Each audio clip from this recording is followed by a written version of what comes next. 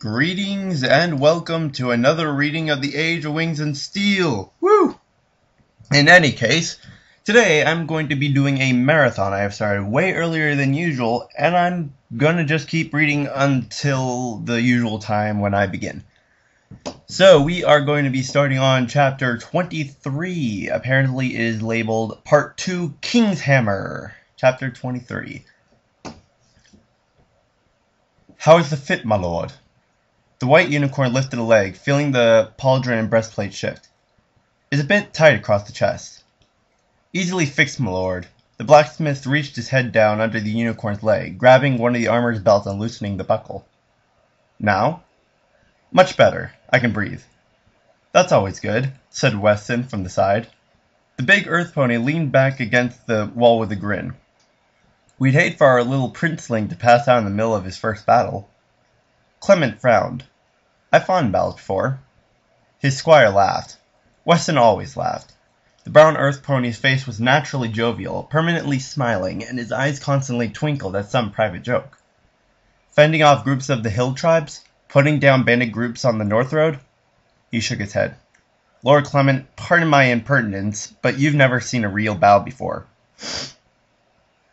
The young Lord of Norhart huffed in annoyance. And you have? It was possible, of course. Weston was older than he was by nearly a decade. Not a common knight-squire relationship, certainly.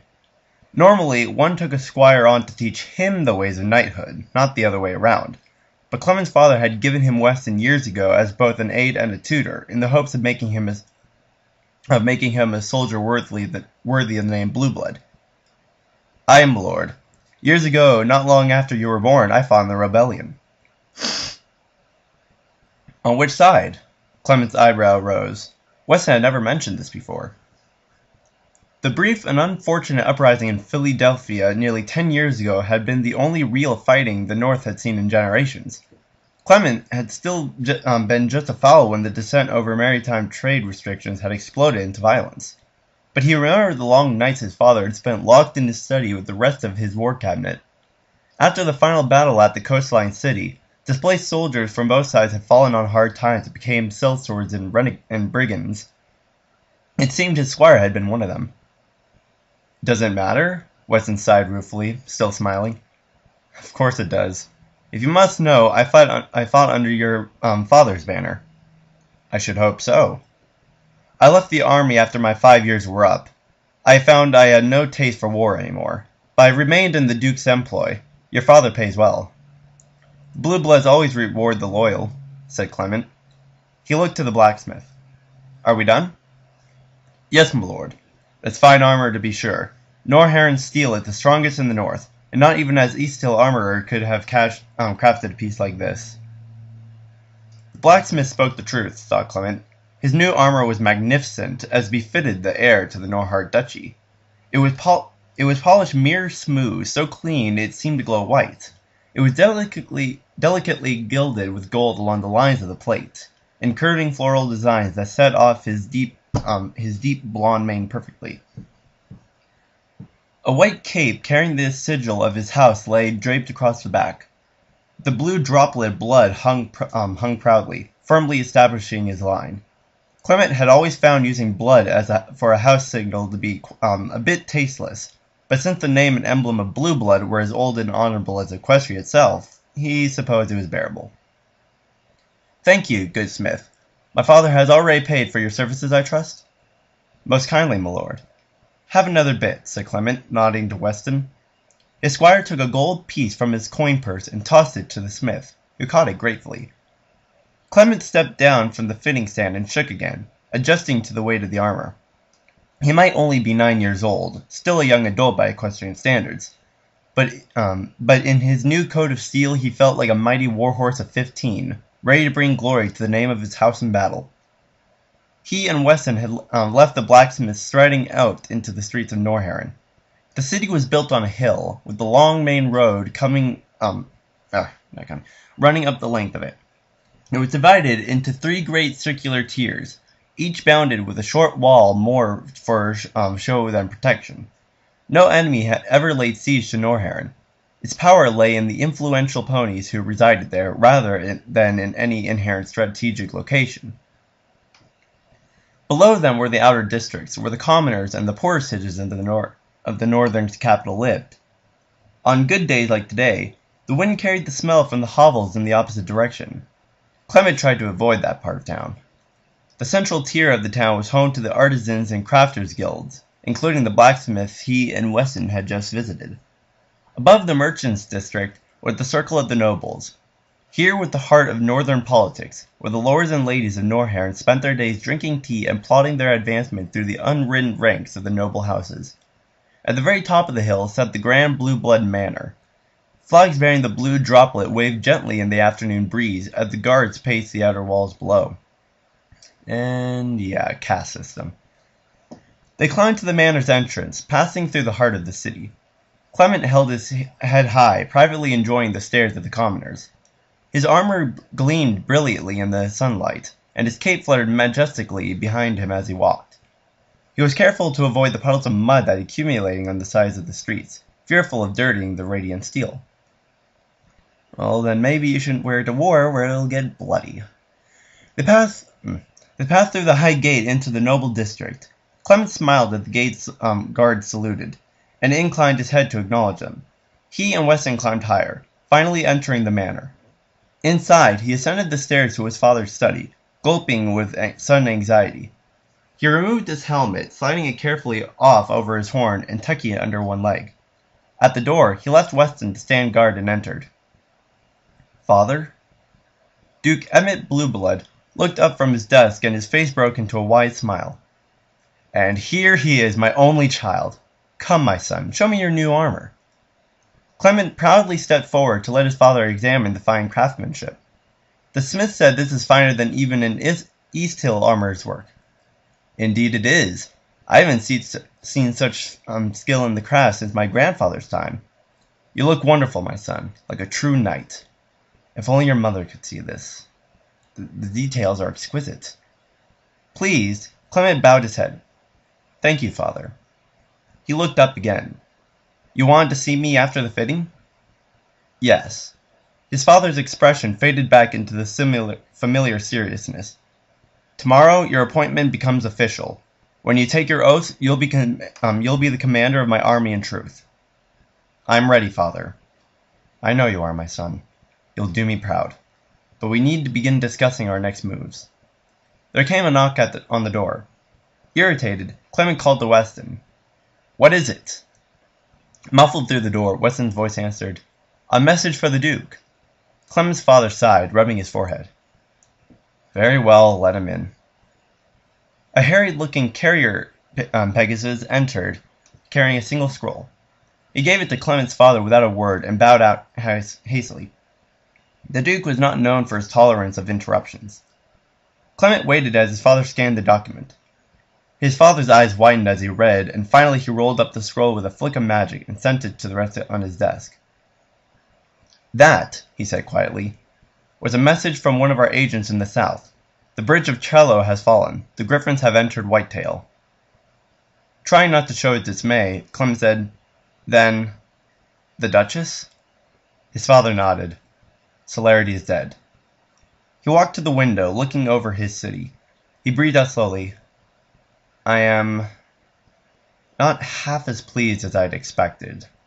The Duke frowned, deep in thought. "Celerity is dead?" Clement's face broke into a wide smile. From what his father had told him, the world was a better place without that unicorn in it. "Surely this is good news," he ventured. "If Whitetail's army has been defeated, then our own campaign to the north will go unopposed." "Yes, but it seems that the Griffins are a larger threat than I had first anticipated." His father walked to his desk, still thinking. "Well, if Duchess Bell is no more, then who leads the army of Whitetail?" Duke Blueblood barked a hollow laugh. "Even I don't know that, my son. Celerity has no family, no children. The inheritance of the Whitetail Duchy is a fiendishly complicated matter. Perhaps some first cousin or distant uncle of Celerity's will grasp the reins, but the issue can wait until after the war. Celerity's succession will no doubt be disputed for years, and right now we need to focus our efforts on the north. Come look." He had a map stretched out on his desk, spreading from Cloudsdale all the way north to the Jotur Mountains. On the map there were tiny flags that signified the presence of the armies in Equestria. There were only 3 colors of note: violet for the small number of Whitetail forces still occupying Easthill, yellow representing the Celestial Army, and blue for Norhart's own forces. The Norhart army, his army, thought Clement, was not quite the largest. Celerity had a force of some 2,600 troops stationed in Canterlot. The Firewings were no longer in the capital. In a sign display of treachery, they had abandoned the princess and flown south a week ago.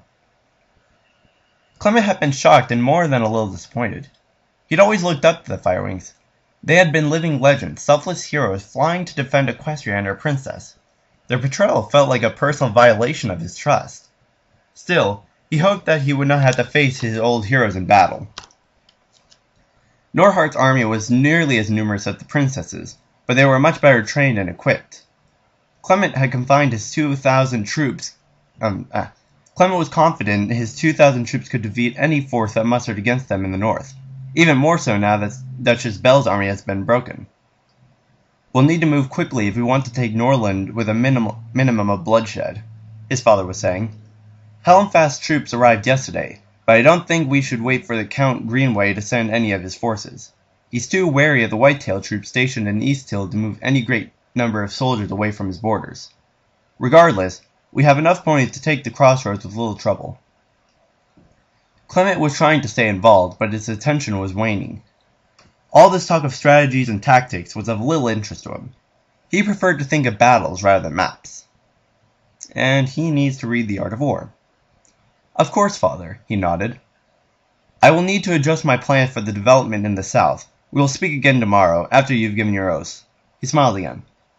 I eagerly await your command, father, said Clement before bowing and taking his leave. Weston greeted him at the door, and the two left for Clement's own chambers. Help me get the armor off, would you? As Weston moved to assist him, he sighed wistfully. Can you imagine it, Weston? Tomorrow I'll be a real general, like one of the old warriors from the legends. The Blue Bloods have long been a valorous house, Lord Clement, said his squire, unclasping Clement's cape. His face was carefully neutral. Come, Weston, you seem struck with an ill humor. We should be rejoicing. Our greatest enemy is dead, and soon Norland will be ours. As you say, my lord. Weston unhooked the first of the armor's belt straps.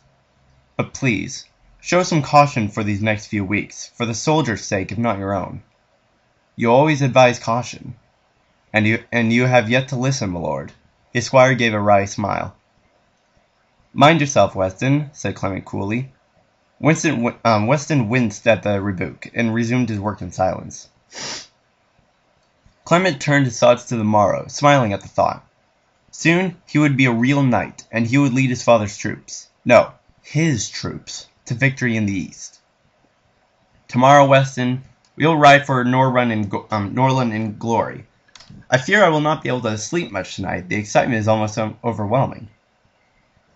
Weston shook his head to himself. I've prepared you as best as I can, my lord, but I fear that nothing can truly make you ready for a battle like this. Just stay safe, my lord.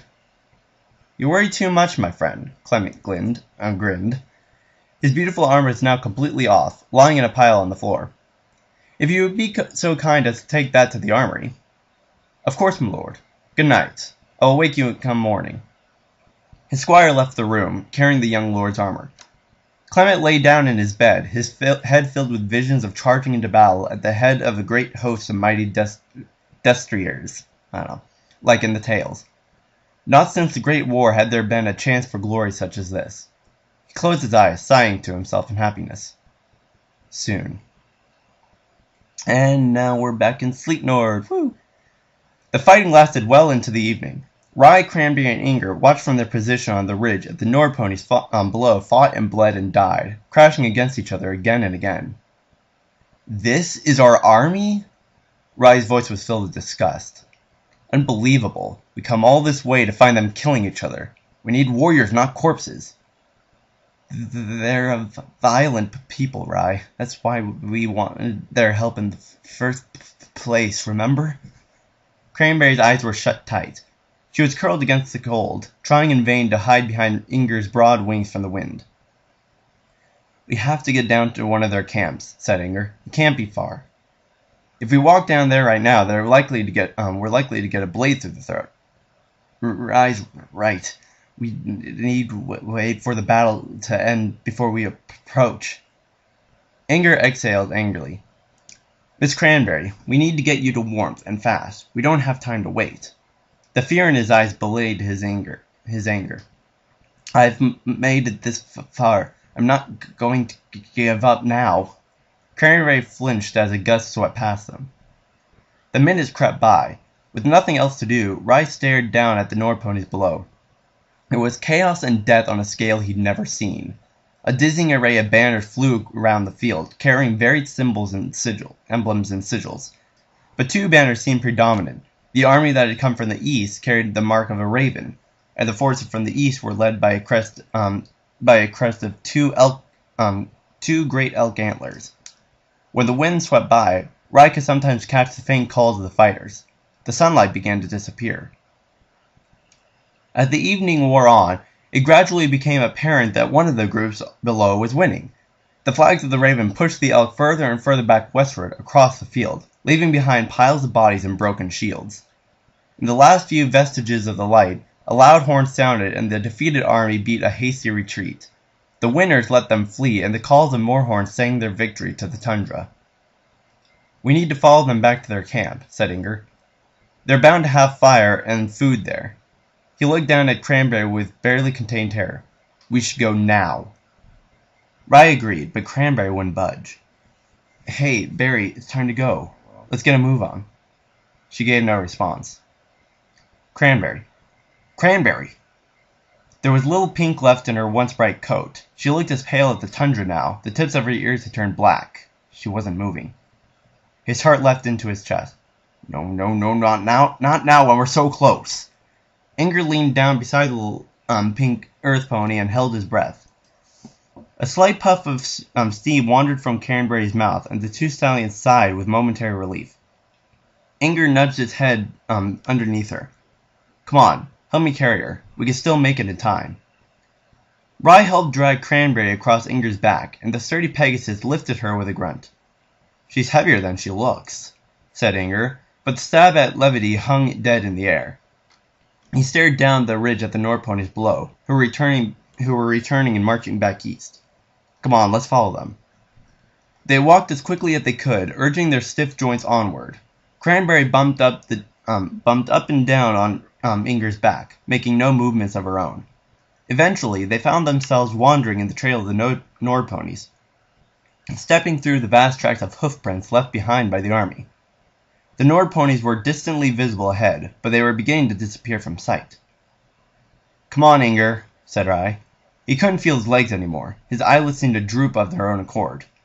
"We have to hurry or we'll never catch them." "Right," said Inger, sounding as tired as Rye felt. They quickened their pace, setting off at a light run. Cranberry's head bounced rhythmically. The Nord ponies were starting to vanish from view in the fading daylight. Rye raced ahead and began shouting hoarsely, Hey, help us, wait!" The Nord ponies were too far to hear him. He ran onward, trying to close the gap. Inger followed, still carrying his burden. "Wait up!" Rye pulled closer, his hoofs thudding on the hard ground. He was close enough now to see the banners again. The raven seemed to stare balefully at him. He yelled out again, "Hey!" He was gratified to see a small group of Nord ponies break away from the main army and began circling back. They never slowed their pace, galloping like the wind.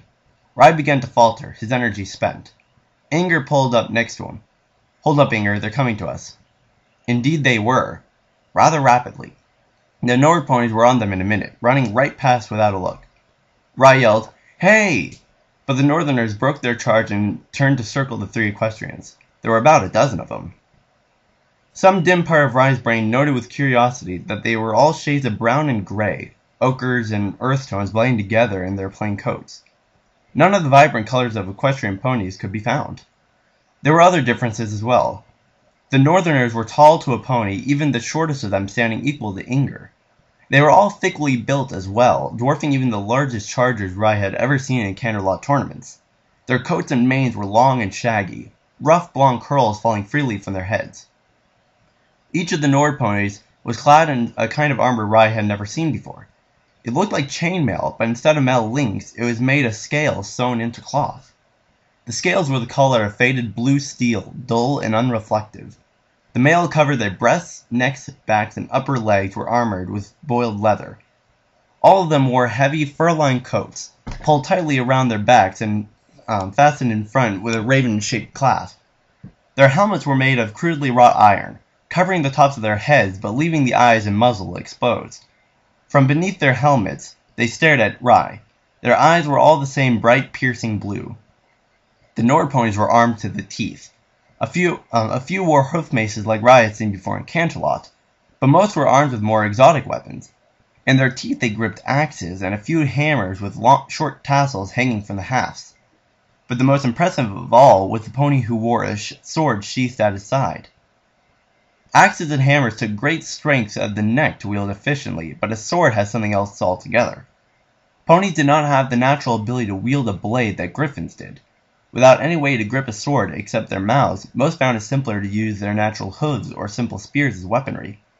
Those who did dedicate themselves to mastering the difficult art of swordsmanship, most individuals were individuals of exceptional dedication and skill. Rai knew this pony must be their leader. Sure enough, the pony wearing the sword stepped forward. He studied the three equestrians before them without expression. Rai looked around nervously. The other Nord ponies had their weapons drawn, and were clearly ready to use them. He stared back at the leader, trying to come up with something, anything, to say. "Hjal Jigvar?" queried the Nord pony. He stared nervously at Rai, who suddenly felt acutely aware of his tiny wings and minuscule frame. "Look, my friend, she's hurt. We need fire, food, water. Please, can you help us?" "Jarvel Sejvar ya Vildwin." The sword-bearer's eyes narrowed. A sudden gust of wind took them, and Rai's hair flew backwards to reveal his horn. The Nord ponies reared back. "Volostige!" I think that's how you say it. The sword-bearer swept his head back and in one swift motion drew his weapon, bringing it instantly level with Rai's face. In contrast to the rough iron axes held by the others, the sword was made of fine steel. It was still stained with blood from the earlier battle. Whoa, hold on! Rai looked back and forth, panicking. Behind him, Inger breathed deeply. "Rai, this is not a fight we can win." "I don't want to fight them at all!" The lead Nord pony watched the interplay in silence. His gaze was locked on Rai's horn, as if waiting for it to explode. The Nord pony's eyes flickered between Rai's wings and horn, and his forehead creased in puzzlement. He edged his sword handle to the side of his mouth, speaking with it to the ease of one long accustomed to doing so.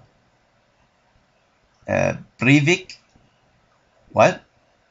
Rai felt a bead of sweat drip down his neck before freezing. Breivik? The Nord pony seemed to struggle for a moment, saying, his brows furrowed. Unicorn? Rai shook his head frantically. "No, not a unicorn. I have a horn, but no magic, see?" He gave a sickly grin. The Nord pony stared at him with distrust, but to Rai's vast relief, he sheathed his blade once more. The rest of the warriors stood down as well, letting their axes and hammers hang from their sides by the tassels. The leader spoke haltingly. "You equestrian?" His voice was thickly accented. Yes, Equestria. To the south." Rai pointed a hoof at the distant mountains. "We came to talk with you." "My speak little equestrian." "A little's better than none. Look, please, we need your help. Do you have any fire, warmth, Rai thought for a moment, then plunged his hoof into the thin layer of the snow in the tundra's icy ground. He sketched a rough campfire before looking up at the Nord pony. The northerner's eyebrows rose in understanding. "Fieria!" He broke into a laugh. "Na fieria na skiva equestriar sic valum dir je rovund." His warriors laughed with him. Rai had long ago become keenly attuned to all forms of insult, both subtle and overt. He had just spent 3 long and harrowing days living out on pure adrenaline without eating or drinking or getting a good night's sleep, and now these foreigners were mocking him and his friends for the crime of freezing to death. Something inside him snapped. "You hairy imbeciles! We've been through a nightmare over the last 3 days. We've lost our food, our supplies, our clothing, and our way. We came to ask for your help, and instead you're spitting on our face and laughing. Damn your laughter! My friend is going to die if you don't help us." He doubted the Nord pony had understood 5 words of his ranting, but his tone was clear enough, and the noises of their mirth died. The leader tilted his head to look at Rye, then at Cranberry's pale form. His eyes softened. He nodded to 3 of his warriors. "Forset, Erling, Hadel, Vashter, Skiver, Aja, Equestrar." The 3 warriors grumbled with displeasure, but unfastened their heavy cloaks. Inger gratefully sat Cranberry down and snatched one of the furs. He wrapped the pale white earth pony in the heavy cloak, covering her form from her ears to her hooves. He put on the second himself before hoisting Cranberry over his shoulders like a little filly. As he worked, Inger muttered under his breath, casting worried glances at her unmoving feathers. What? Rye watched with concern as he clasped his own borrowed cloak from his neck. The cloak was warm and thick and wonderful. Rye wanted to bury himself in his sleep for days. The inside smelled of actual leather, not like the artificially sewn furs of Equestria. He supposed he ought to be horrified at the idea of wearing another creature's skin, but the harsh north left little room for sentiment.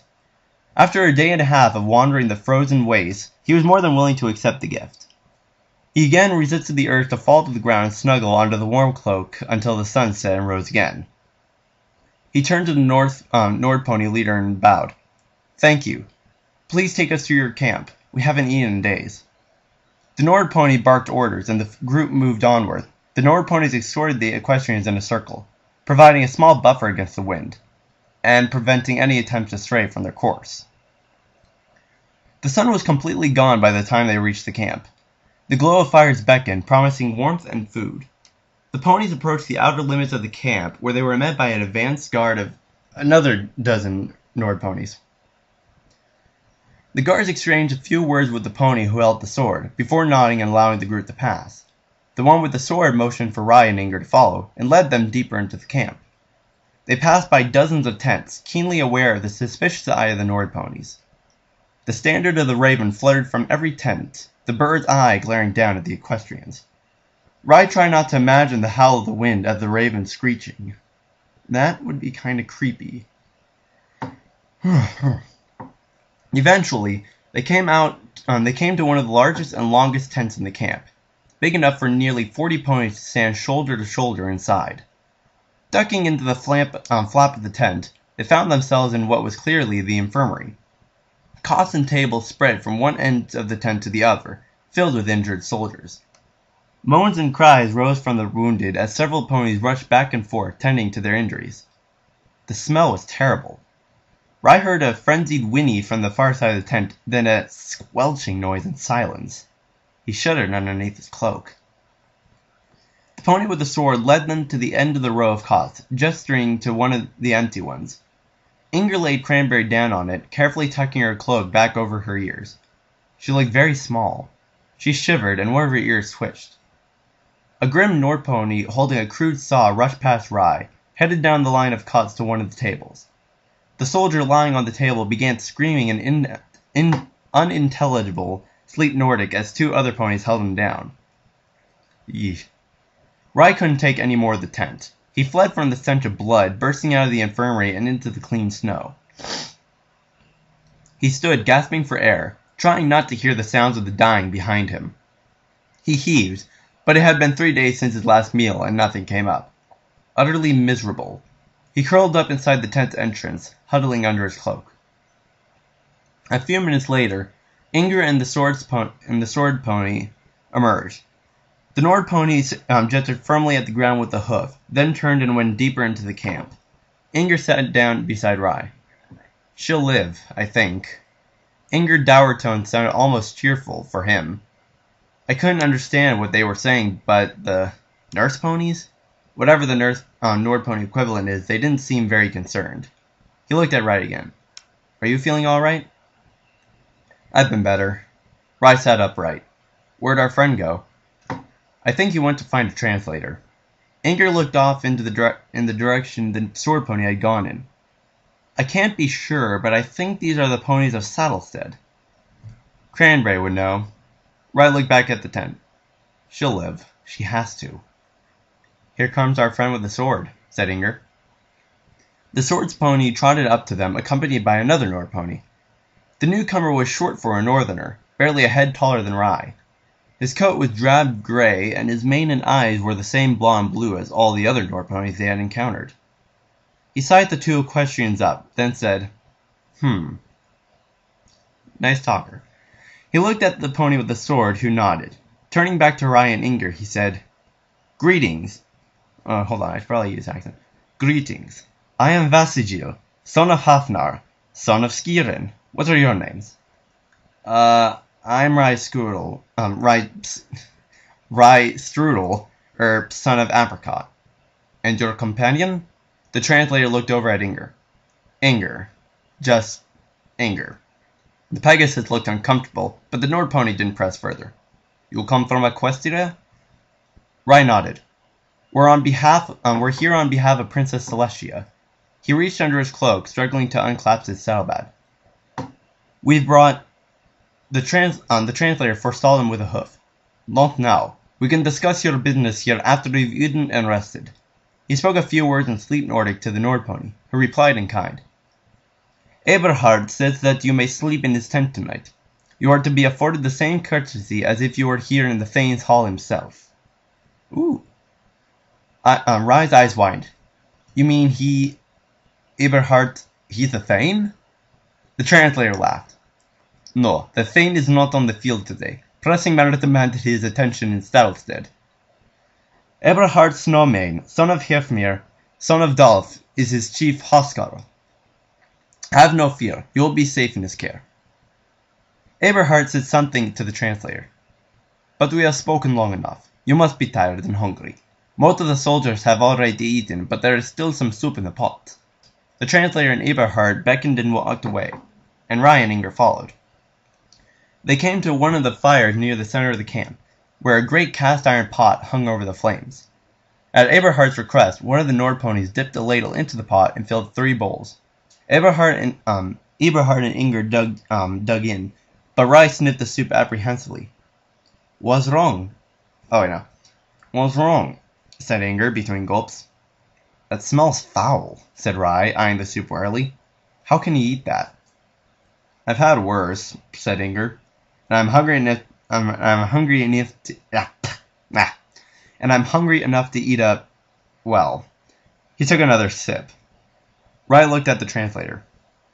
Could I have a look at the cooking facilities around here? The Nord pony barked a laugh. We don't have any facilities, Equestrian. This is a war camp. We have to feed 2,000 ponies 3 times a day. There's no room for fancy meals. Just hay, soup, and porridge. Can you at least let me talk to the cook? The equestrian spoke to Eberhard, who shrugged and nodded. Very well, said the translator, amused. Come, I'll take you to Jarvistil. I warn you, don't insult his cooking. It would reflect badly on me if I were to bring you back less than intact. They wandered into the camp, eventually coming to a bulky tent that smelled faintly of cooked vegetables. Rye poked ahead inside, bumping into the chest of an immense Nord pony. He craned his neck up at the looming stallion, feeling his stomach drop. Behind him, the translator spoke. Jarvistil, vel yirha, versi grai se equestria, he said to Rye. This is Jarvistil, son of Hafnir, no relation. Pleased to meet you, said Rye, still looking up at the glaring cook. The Nord pony had to be at least 2 meters tall. A tiny apron hung round his neck. It would have been comical if the pony wearing it hadn't looked so terrifying, full-blown warhorse. The cook said something angrily in Sleep Nordic. The translation snickered. He wants to know why an equestrian dirt eater is in his storeroom. Dirt eater? Rye huffed indignantly. These Nord ponies clearly couldn't cook to save their lives. How dare they call him up? Tell him my soft equestrian stomach can't handle his northern gruel. I need some supply to make food that's fit for eating." The translator winced and said something to the cook. Yarvishil's mouth curled down. The translator said something else, and Rai caught the word Eberhard. The cook snorted and shook his head. He grumbled something in disgust and pushed past Rai to leave the tent. "He says that he'll respect his commander's wishes, but his tolerance for southern foolishness is low. I suggest you hurry up and get your supplies." Rai looked around the tent. Several makeshift shelves held various jars of ingredients. The entire setup was clearly designed to be moved at a moment's notice. Rai picked through the jars, looking for the right vegetables. "What kind of organizational can't find anything in this mess?" Rai muttered to himself. He sorted through the shelves, complaining merrily. He laid aside some carrots and onions on a piece of cloth. No peppers. Well, we'll have to make do. He felt like he was back at home in the bakery's kitchen helping his father prepare dinner. As he laid out some seasoning, he remembered the delicious smells his father danced about the kitchen, working his magic. Apricot Strudel's bread was famous, but he was a fantastic cook in every respect. Ryan missed him more than he'd realized. Aha! He reached his head over the shelf and snagged a jar. He unscrewed the lid and took out a few of the vegetables inside. "Beets," he said brightly. He replaced the lid and the jar, then gathered up all his ingredients in the cloth. Not perfect, but it should do. He trotted outside and gnawed at the translator. They returned to the dying campfire, where Inger waited. "Hope you don't mind, Rai. I finished off your soup for you." Rai shuddered. Inger had a poor definition of edible. He looked into the pot. Most of the so-called soup had already been eaten by the Nord ponies. The pot had cooled enough to touch. Rai tilted it with a hoof, pouring out what little remained inside. He stirred the fire a bit, hoping to rekindle the flames. Eberhard grunted, then pointed to a pile of logs behind a nearby tent. Rai threw some wood on the fire, basking in the warmth. "Ooh, that's nice." He took a moment to let the heat dance on his face and melt away the nightmarish cold of the day before. He scooped up some of the snow and threw it into the pot to boil. As the snow melted, the translator spoke. "Now that you have settled, Eberhard wishes to hear how 3 equestrians managed to find themselves in the middle of the tundra without so much as a flint and tinder." Rai looked at Inger, who nodded, and began the tale. It all started down in Canterlot 2 weeks ago. Rai and Inger took turns describing the events that had led them to Eberhard's camp. They told the Nord pony about the griffin attack, the meeting with the princess, the run-in with Cranberry, the darkness of the forest, and the horrors of the underworld beneath the mountains. When they finished, Eberhard said silently, "So," he said at last, his words passing through the translator, "you have come to Sleipnor to find aid against your foes in the south." He frowned. "I doubt you will find any help in the Northlands, equestrians. We have troubles of our own." "The Nord ponies helped us defeat the old Griffin army 600 years ago," said Rai, smothering his anger. "Your ancestors swore to aid us should they ever rise again. Well, the day has come. We need your help." Eberhard shook his head. "The Griffins are fierce enemies, but they threaten your homeland, not ours. We fight a more personal foe here." He looked out over the tundra, gesturing with a hoof. "Sleipnor has no ruler, no princess, as you do. The Thanes are not kings. For the help you request, you will need the support of all 3 of the major halls, and that, I fear, you will not find. This is war in the land of Sleipnor, as there has always been. Thane Earl Reinbeard of Eirnar is dead, and his son, Eric, now leads their warriors. He seeks to take the blood fields, sending his armies endlessly against our own." "The blood fields?" "You sit upon them as we speak. Between Saddlestead, Einir, and Hofenjord lies a vast stretch of land. Though it is already frozen for the winter, in the spring and summer months this plain yields fertile soil. Farmland is a rare commodity in the north. Much blood has been spilt in the past over this land, and ours is likely not to be the last. With the death of Thane Yorel, Eric has become more aggressive in his attempts to hold the fields. 4 months ago, his warriors attacked the peasants under our protection, slaughtering our vassals and burning their homesteads. Thane Braki sent me and 2,000 of his warriors to crush his army and defend our land. But the months have passed and the fighting grows only fiercer. Today, we struck Eric a heavy blow, but he commands forces more numerous than I, and he will soon recover. My men and I return to Salstead tomorrow to celebrate our victory and prepare for the next battle. Rye mulled over everything Eberhard had said. So the other ponies today, the ones with the elk sigils? Eric's warriors. The elk is the symbol of his line. Eberhard scowled. The Reinbeard sigil is a mark of shame, yet they wear it proudly. Long ago, the Reinbeards joined themselves with the elk. They used foul magic to dominate the other houses, subjugating our ancestors to their rule. Even today, elk blood runs in their line. The taint of magic is strong about them. They are not truly ponies any longer. Eberhard looked at Rye's horn. And tell me, Ryestrol, son of Apricot, what exactly are you? I'm not a full unicorn, said Rye, fully aware of where this conversation was leading. I can't do magic. It's just a horn. Eberhard frowned. So you say. I won't permit any of the equestrian black arts in my camp. If I catch a whiff of magic... Don't worry, said Rye. I'm harmless. He nudged his bowl of soup. Care to try some of this before I go? Go? You'll be staying here tonight, said Eberhard. Yes, said Rye. But first I'd like to take a bowl of this to Cranberry. My father always made this for me when I had a cold. Maybe it'll warm her up again. Eberhard nodded in understanding. Very well. I admit I am curious. I will taste your equestrian food. He took a sip. His eyes widened. That is...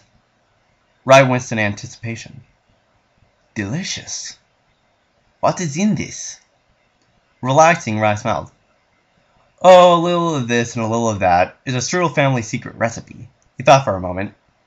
Well, it would be if they had had any pepper. I'll try some of that, said the translator, his curiosity piqued by Eberhard's reaction. He took a sip and hummed with surprise.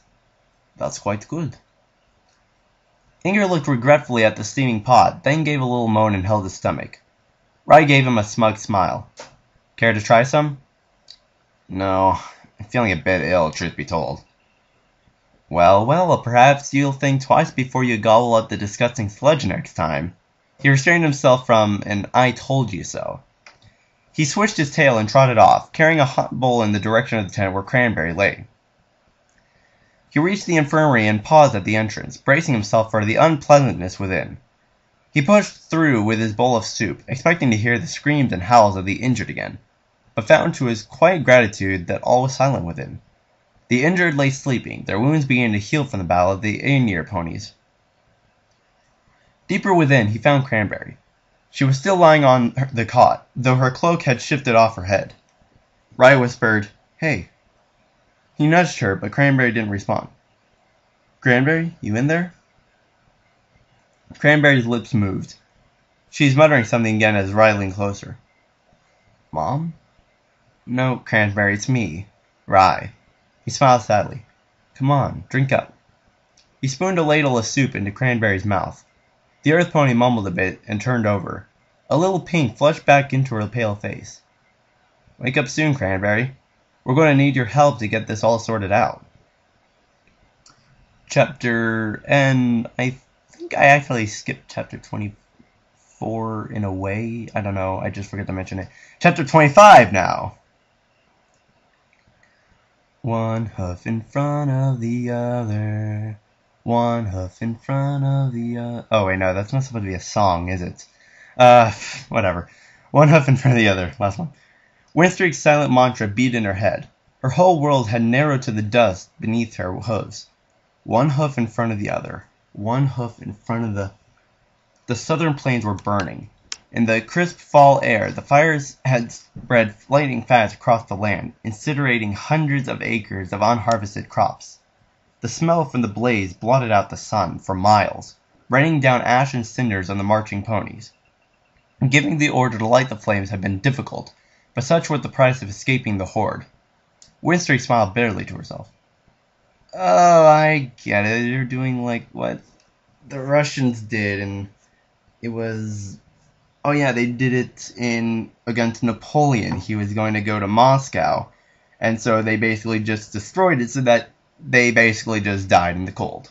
Little history lesson for you. The Griffins had planned to move rapidly through the Southlands, foregoing supply lines by living out the bountiful harvest of the duchy's farmers. Without having to worry about feeding his troops, Strikefeather could have pushed his army up to Weatherforge in days. Now all the Griffins would find that they wandered north would be scorched earth and ash. An extreme measure, to be sure, but Windstreak had no choice. The survivors of Trello, what few remained, were marching north. Not even half of the ponies under Celerity's command had made it out of the battle alive, and most of that now walked behind Windstreak were injured or barely alive. The only thing keeping them going was the certain knowledge that the Griffins would not be far behind. They made for Whitewall City, the heart of Whitetail that lay deep inside the forest of the duchy's namesake. But the green trees of Whitetail Forest were still far ahead. The army marched through smoke and dust, straining for sunlight through the thick black clouds. Daylight seemed a distant memory. The burning of the fields had brought them only a week at most. Strikefeather had no choice now but to push onward to the fertile lands in the heart of Equestria. Westerman would follow next, then Weatherforge and Rethermeet. But Strikefeather could not afford to leave the remains of Whitetail's army and Whitewall City at his back. The Griffins would come for the duchy capital, and soon. Windstreak intended to be ready. She was pushing the remains of the army as fast as they could go, but the battered ponies could only keep such a pace for so long. They trudged day and night, stopping to rest every few hours, hoping and praying to the sisters that the Griffins were not yet following. Whitetail waited beyond the horizon, lost in smoke. Of the 2,500 soldiers who had held the bridge at Tello, only 1,000 remained. Most of the casualties were those from Westerman, the speared ponies from the front lines of the bridge. They had been decimated by the constant assault, and barely 100 of them now marched northward with the rest of the ponies. The Pegasi from Cloudsdale had fared little better, their numbers now vanishingly small. The Firewings had taken the fewest casualties during the siege, but nearly 150 of them had fallen in the final retreat. The Griffins had lost thousands taking the bridge, but in the face of their numbers it counted as little more than an inconvenience. And then there were the dragons. One hoof in front of the other. The war looked grim. Windstreak could see no real hope of victory ahead, but the alternative was too awful to think about, so instead she thought about walking. One hoof in front of the other. They would arrive at Whitewall in less than a day. After that, it was anybody's guess as to how long they would have to prepare for the inevitable Griffin attack. Without Celerity to lead the army, Windstreak had done her best to keep the bedraggled soldiers organized and moving. She looked forward to turning command over to the new Duke or Duchess once they reached the city. Captain. From her left, Bergeron's hoarse voice pierced her thoughts. The troops are starting to flag. We need to rest again. Of course. Sound the halt. Windstreak licked her lips, trying to moisten them. The army's food and supplies had been abandoned at the bridge during the retreat, and with the irrigation system ablaze, all the water around them was polluted with ash and dust. They would have to press forward and reach Whitewall soon, or collapse from thirst. Great, now I have to lip my lips. A horn blew loudly, and the army slowed to a stop. All around, ponies laid down to catch their breath before the march resumed. Windstreak used the opportunity to take stock of her soldiers. She gathered Bergeron and the highest-ranking Whitetail officer still alive together for a brief meeting. Have Weedy and the scouts returned? Not yet, Captain. Bergeron spread his wings and stretched his aching legs. I expect they'll catch up to us soon now that we've stopped. How are the troops? One of the Whitetail ponies shook his head. We'd better get to Whitewall soon, or we'll lose the rest of our army in the plains. We'll be there by tomorrow morning if we keep this pace. When Weedy gets back, we'll know how long we have to prepare. Do you think Strikefeather will push so soon? We've left him no other option. He had to feed 30,000 griffins, and Celestia knows how many slaves. The only place with that kind of food is Westerman. And he won't take Westerman without attacking Whitewall. Right. Bergeron ferreted something out of a pouch inside his armor. Care for an apple, Captain? I've been saving it. Gratefully, Windstreak accepted. She bit into the fruit, savoring the taste of something other than ash. I'll need to talk to whomever is in charge of Whitewall as soon as we arrive. Solari's heir will want to assume command of the fortress, I'm sure. And who is her heir exactly? Asked Bertrand. Solari's aide would know, said the white-tail officer. Weatherby, I think his name was. I'll see if I can find him. He walked off wearily, not bothering to salute. Winstrake turned to Bertrand. He eyed the huge gash across his face with concern. How are you holding up, Lieutenant? Is that wound giving you trouble? Her lieutenant shook his head. It hurts, of course, but the pain's begun fading already. A few more weeks and it'll be just another story to tell my grandchildren. He smiled. You have grandchildren? Winstrake said, disbelieving. Well, not yet. Someday, I hope. After I'm too old to fly with the Firewings anymore, I'll take the little fillies out to the lakeshore and tell them about our adventures. This one should make a fine tale. Can you believe our granddad saw a real live dragon? Bertrand waved his hooves as his eyebrows threatened to pop off his head. Winstrake snickered. They'll just call you a liar. Well, I don't quite believe it myself yet, Bertrand blinked, dumbfounded. Dragons. He shook his head. From behind them they heard the approach of the white-tail officer. He cantered up to the Firewings with another pony in tow. I found him, Captain. This is Weatherby, Solari's aide-de-camp. Weatherly, actually, corrected the smaller pony. He was an unassuming-looking little stallion, his once neat mane disheveled and slicked to his neck from the long march. The flight from Cello had not been kind to him. Hello, Weatherly. I'm Captain Winstrake. This is Lieutenant Bertrand. Winstrake nodded to the Duchess's assistant, and he bowed in return. We were hoping that you might know who the Duchess's heir is. The pony's face was filled with sadness for a moment. Milady had no mate, nor children. He gathered his thoughts for a moment. It would be Timeo Belmont, Solari's first cousin once removed. I know little about him, I'm afraid. Well, I hope he's half the leader Solari was. I'm no strategist. We'll need to get the defense organized. And once again, even if you're just a soldier, you ought to read The Art of War. Don't hold your breath, said Berger with contempt. The Belmonts are warriors in the bedroom, not the battlefield. Oh, wow. Winstrake stifled a snort. The Belmonts, close relatives of the Bells, were one of the most socially mobile houses in the kingdom. Throughout the last 100 years, they had clawed their way up the ladder of nobility through a dizzying array of political marriages and alliances that had given them a reputation as scheming peasants reaching beyond their grasp. They had no military forces to speak of, which boded ill if Whitewall was now under their control. Look, Captain, I think our scouts are returning. Winstrake looked up to the south to see 3 Pegasi flying toward him, Weedy at their head. The scouts landed beside the captain, shaking the soot off their wings. She saluted Weedy and waited for him to catch his breath. Report. Oh, let me take a drink.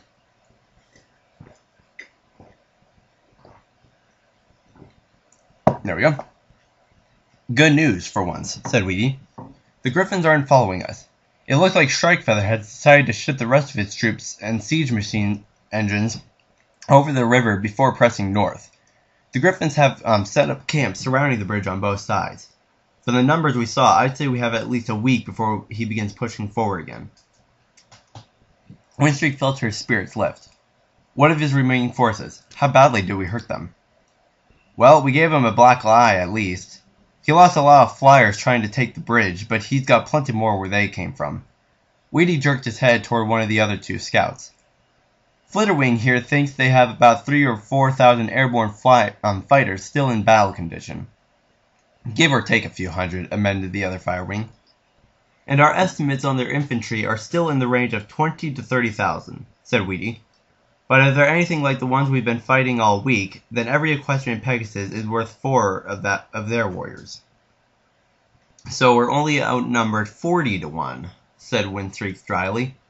She caught herself. These ponies need every bit of morale that they could scrounge up from the ashes. But you're right. They haven't the discipline or the skill to break us. What are their siege weaponry? Dustfeather? Weedy looked to the 3rd scout. I counted 30 triplicates at least, and there may be a dozen or more yet to cross the river. They have enough to crack Ketrel open like an egg. Dustfeather gulped. but they move slowly. If Strikefeather wants to keep his army together, they'll keep him locked in the plains for another few days. Windstreak turned to Weedy. And what are the dragons? The young Firewing's face was grim. There are only 2 of them, but we've seen what they're capable of. They're staying close to the bridge for now, but we can assume that they'll move with the army when Strikefeather eventually pushes out. Sisters. Dragons. Bergeron shook his head. I still can't believe it. How did Strikefeather get dragons into his army? Windstreak quashed him with a wave of her hoof. I'm more interested in how to kill them. But there is... No, I'm joking. I'm not going to do that. Killing a dragon? Weedy looked unconvinced. It's been a long time since any pony's even seen a dragon, let alone killed one. The archives in Whitewall will have something. Or one of the mages may know how to bring one down. They're not invincible. The other Firewings looked doubtfully at each other. We'll follow your lead, Captain, said Weedy. Very well. We spent enough time resting. Sound the horn again. I want us in Whitewall by tomorrow morning. Right away, Captain. The horn called again, and the weary ponies began their march once more. The ponies trudged north through smoke and fire, out of defeat and into the unknown. One hoof in front of the other. One hoof in front of the other. One hoof. The general's face gave no sign of the rage boiling beneath it. How many acres of farmland? Thousands, sir. The lieutenant colonel trembled. They've been lighting the fires behind them as they go. The wheat goes up like tinder. Strikefeather held up a claw, and the other griffins stammered into silence. So, they decided they would rather burn their home to the ground than see it taken by Griffa. He scratched the wooden table with a claw. The tent was small and cramped, too tiny for Strikefeather to even spread his wings. But his command tent was still on the south side of the river, and the general was determined to stay at the forefront of his army. The map on the table had black charcoal smears across most of the southern plains, matching his mood. No battle plan survives contact with the enemy. He dug a claw into the map at Whitewall, drawing it down and tearing a line through the plains. This Firewing, Captain. Windstreak. Tell me more of her. She leads the golden-armored Pegasi. With Celerity dead, and a fine kill it was, sir, the command of the army seems to have fallen to her. She is leading them north in a full retreat. It was she who ordered the burning of the fields. Those few golden Pegasi we have captured alive speak highly of her skills in battle. But she is no Celerity. There's no boldness in her tactics. She flees for Whitewall, hoping its walls will protect the remnants of her army. The path to Whitetail Forest lies open. I want her head on a pike. Because of her, Trello cost us far too much, and these Firewings are too great of a nuisance to leave at our backs as we move into the north. We need to crush Whitewall, quickly and with as little griffin power as possible. It will take a great deal of time to shift the Trebekahs into the forest. We'll not be sending the siege to Whitewall. But how will we break the city's defenses? They say 100 ponies can hold that fortress against 10,000 enemies. They exaggerate, and one dragon is worth 10,000 ponies. Strikefeather stood, his head brushing against the tent's roof. Come. He left his tail swishing impatiently behind him. You're so boring sometimes, Vieira. Mary's rolled over on his back, scratching a claw along his armored underbelly. Oh wow, the dragons. Alright. The great red dragon was lounging with his tail in the river, letting the water play over his scales. Setting a few prisoners on fire is an amusing way to pass the time. Vieira rolled her eyes. Maris, you're a fool. The green dragon stretched her wings, letting the sunlight warm them. To the north, the sky was covered with thick smoke, but behind them the sun still glowed brightly. Her stomach rumbled. She was getting hungry again, but not yet so hungry as to rise from her comfortable position by the riverside. Vieira fanned herself with a wing. Slaves are useful. Burning them alive for your entertainment is a waste. Mary's wand, sending out a blast of hot air. You may think entertainment is a waste, but some of us prefer to enjoy life. Vieira sneered. And that's why your horde is the laughingstock of Wormgrand. Flames flew from Mary's nostrils. We'll see. Once we plunder the Equestrian's capital, I'll have riches worthy of song. Vieira laughed. Male dragons were dismally easy to bait. Of course you will. Maris would be sure to steal the gold from the spires of Canchalot, raiding the city for every last ingot of precious metal he could find. Vera had different treasures in mind. The library of the Equestrian Princess was legendary, even in Wormgand. Spellbooks and other arcana lay hidden inside, dating all the way back to the time of Philiastrix the Black and Starswirl the Bearded. Soon enough that knowledge and power would be hers. That's interesting. I never thought of dragons as knowledge singing, or at least not any at all. But the griffins moved so slowly. It had been over a day since the dragons had crushed the equestrians at the bridge, and still the horde squatted by the river.